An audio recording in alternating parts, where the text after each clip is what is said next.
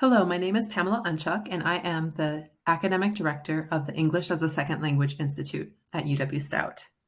And I'm going to be talking to you about culture and cultural competence, and also a little bit about culture shock. So in my job, different cultures around the world come here to study, and they experience the US culture.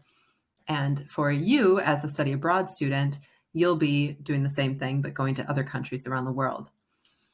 And I want to draw your attention to this picture that we have, because this is really a good depiction of why we're talking about culture, right? So we all come from a certain background that leads to a pretty specific worldview, right? And even if we think we're open-minded, well, if we haven't had a lot of different experiences, that may not really be true. We may still just be seeing things through a pretty limited lens. So our goal, and part of the goal of study abroad, is to view the world in a more open way, a wider way, and learn about the experiences of different people and the different cultures around the world. So usually we'd be doing this in a group and we'd start with a discussion question, but I still want you to just think about this on your own as you're viewing this video. So we know language, of course, can be a challenge if you're going to a country where you don't speak that language or don't speak it very well. But I want you to think beyond that, besides language. What do you think might be challenging for you? So you might think, the food might be challenging for me, or different ways of understanding how to be polite, things like that. There could be a lot of different answers. That connects to culture and cultural differences. So we're going to think about what is culture.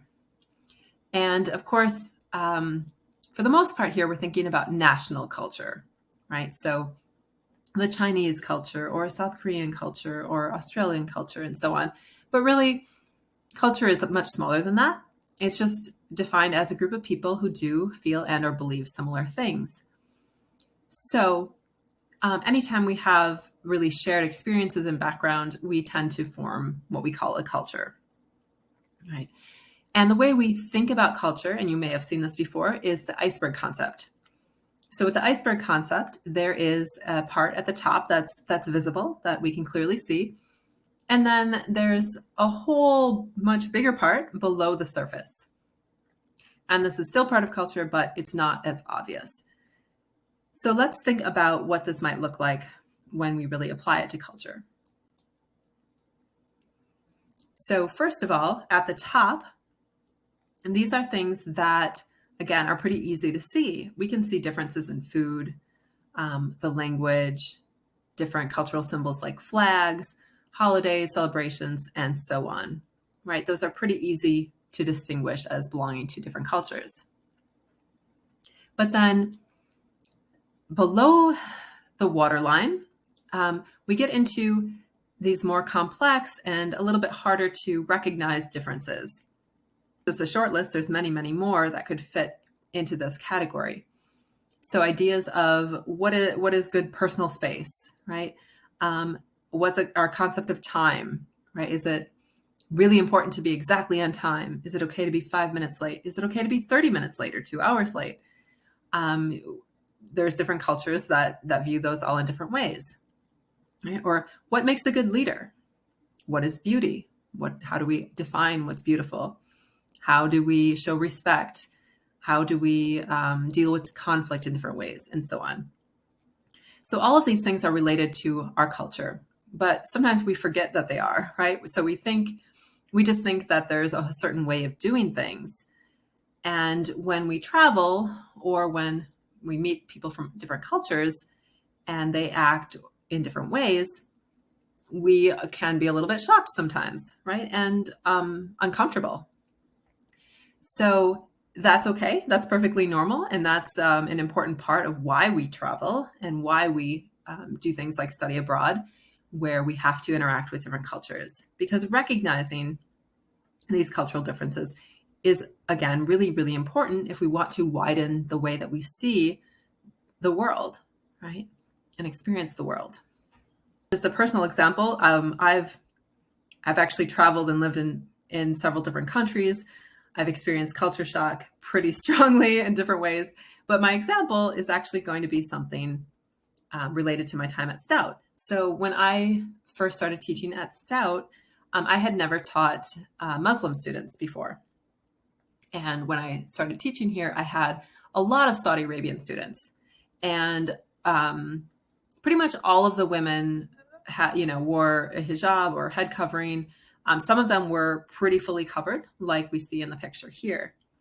And I really had some pretty strong, let's say, assumptions about them, and thinking that, wow, they have no freedom, they have no power to decide for themselves. I felt really badly for them, and so on.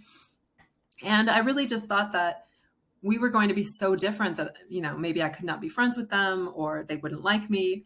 So many different thoughts, right? But then as I got to know them, got to really know them as people, got to know really what they believed, why they believed what they believed, and the choices they made, I really had to change my perspective, right? So I came to understand that actually they viewed their clothing choices as really a personal choice. They did it because it was something that they personally believed was important for them. And over time, I started to kind of realize it could be a situation like we see in this cartoon where we might even have very similar ideas, but the way we express them, in this case, the way we dress, could be very different, right? Because our culture determines kind of, again, how we act out certain beliefs. So it's really important that we make connections with other people and get to know them, and ask questions, really try to understand why they do what they do, rather than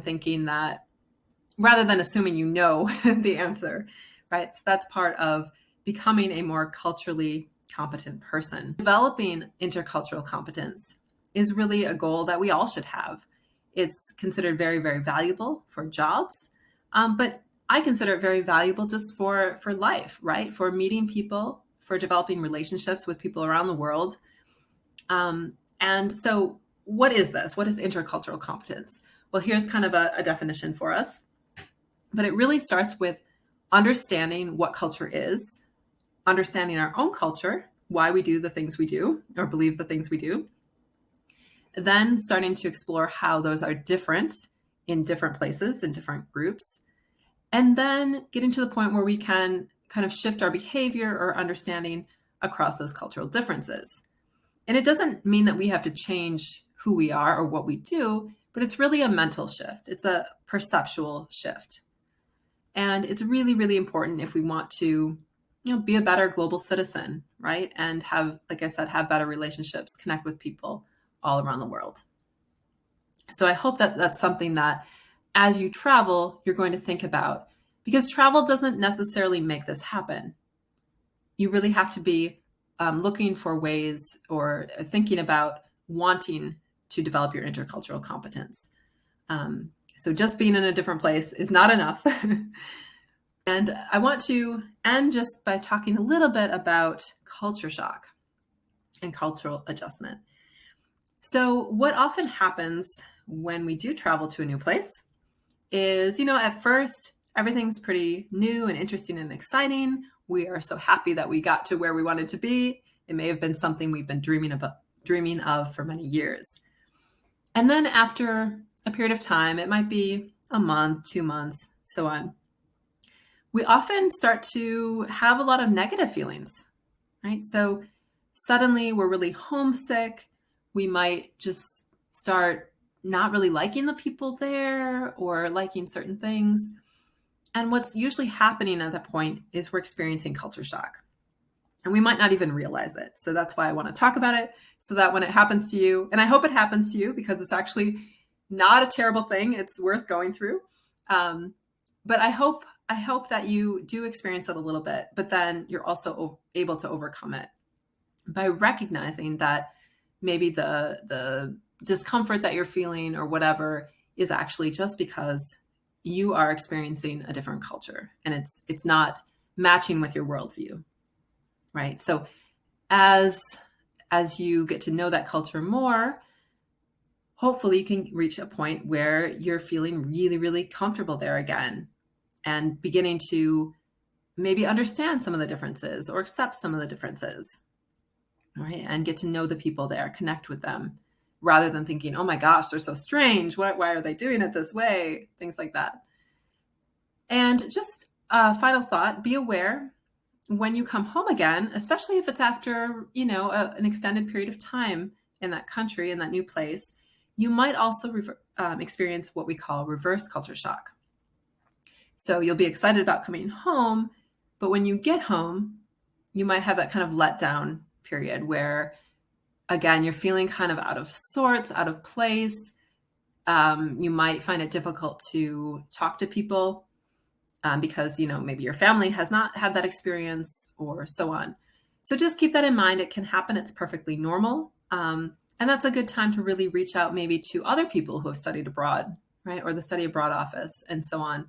And also try to keep some of those connections that you've made over the time. So if you do experience culture shock, again, don't be surprised and you can get through it. It's perfectly normal. Most people who do live in a different country for a while certainly experience culture shock.